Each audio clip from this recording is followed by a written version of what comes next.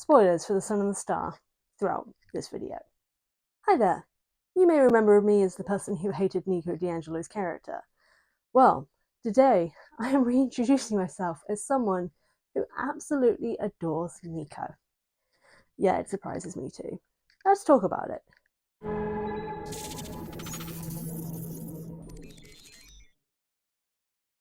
Nico Di Angelo used to be a character that I didn't necessarily hate, but I definitely didn't like. Mainly because he never changed throughout the series. He was almost consistently a sad goth emo boy. And while that's interesting in some areas and, isn't the worst kind of character, it's the fact that he never grew out of this that always irritated me. And then we had The Sun and the Star, a book that basically is Nico's therapy in written form. And it led to me to understand Nico more as a character, recognize his growth, and come to love him for who he is and who he has become.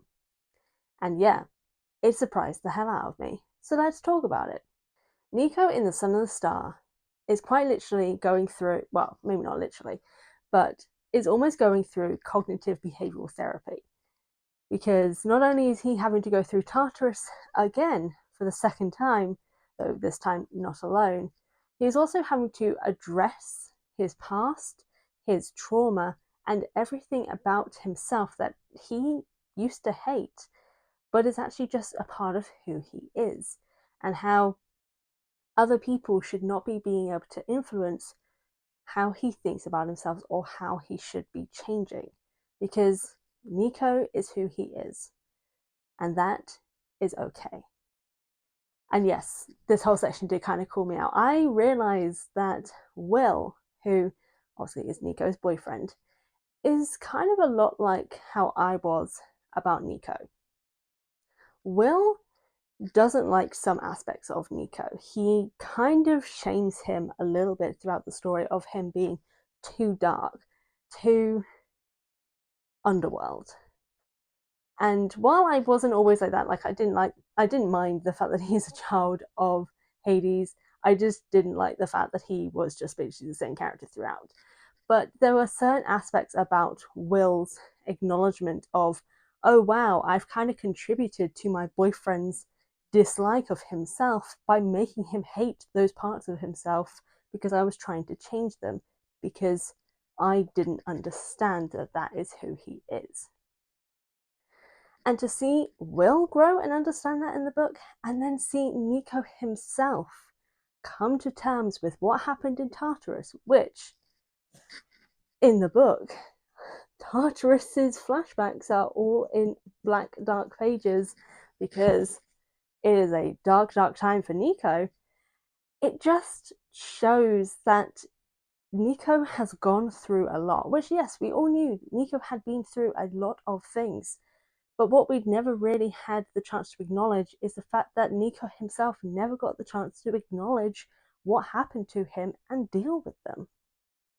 And this whole book is Nico recognizing his past trauma, going through the motions of not necessarily reliving, but kind of reliving that past trauma, acknowledging it, confronting it, and dealing with it.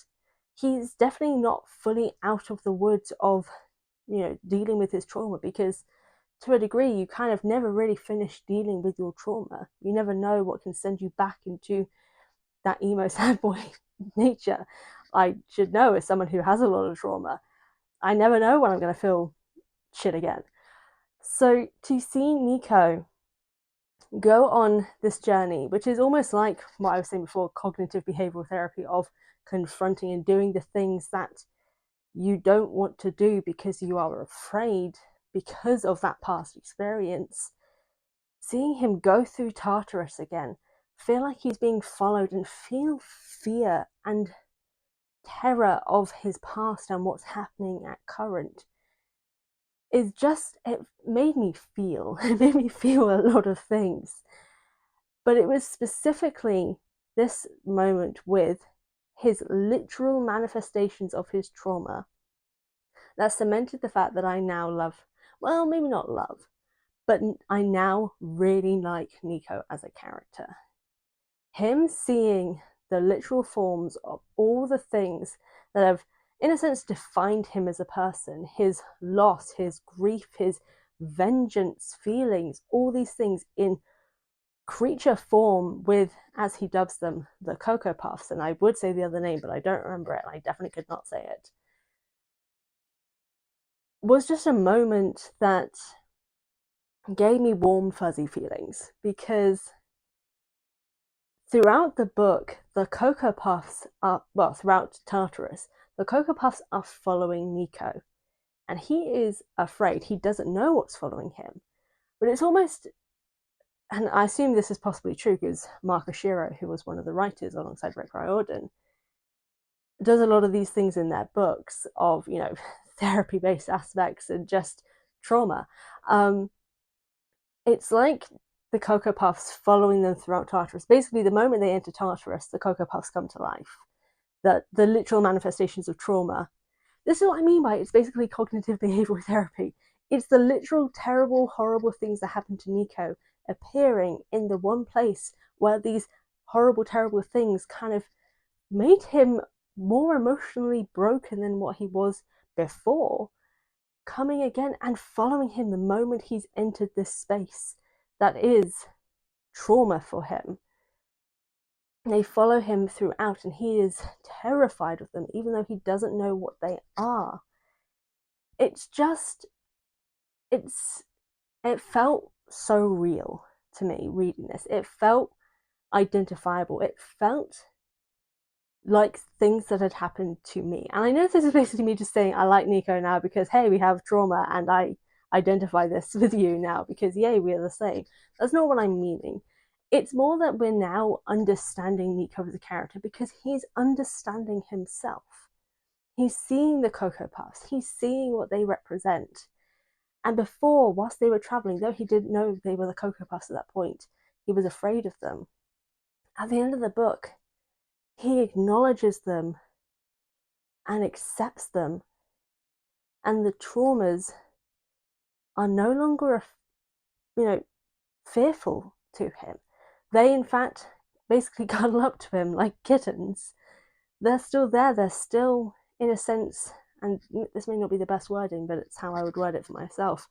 They're the ugly parts of him, the things that are terrifying parts to him and about him, for him,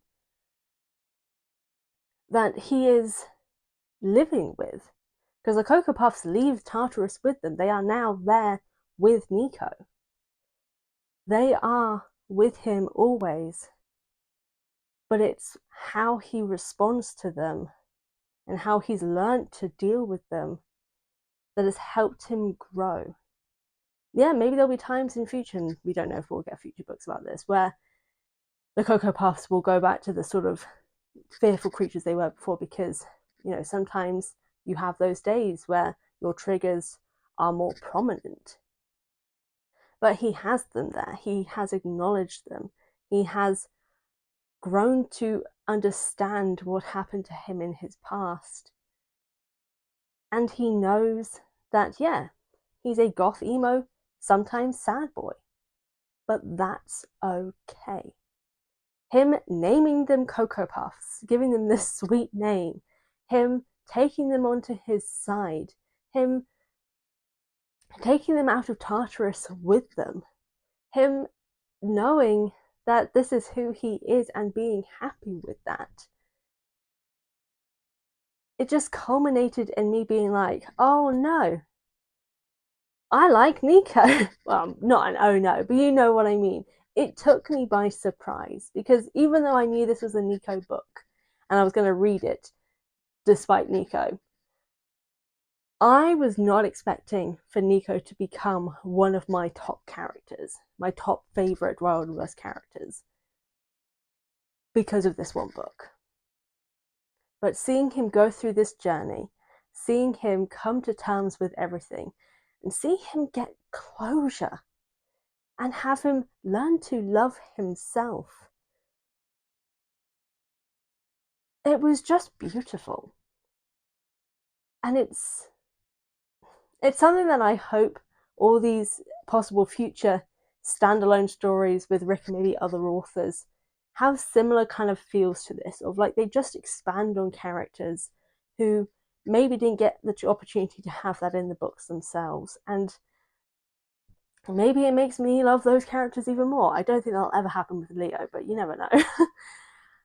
Seeing Nico this way, seeing him become happy in himself, made me happy. And it's why I now really like Nico. But what about you guys? Are you surprised that Nico is now one of my top favorite characters? Because I talked about it in my Discord server, which is linked below as well, and a lot of people were super surprised that I said this. So let me know your thoughts. So do you enjoy Nico more as a character after reading The Sun and the Star? Do you want to hear more of my thoughts on The Sun and the Star? Because I am considering doing more videos about this book in particular.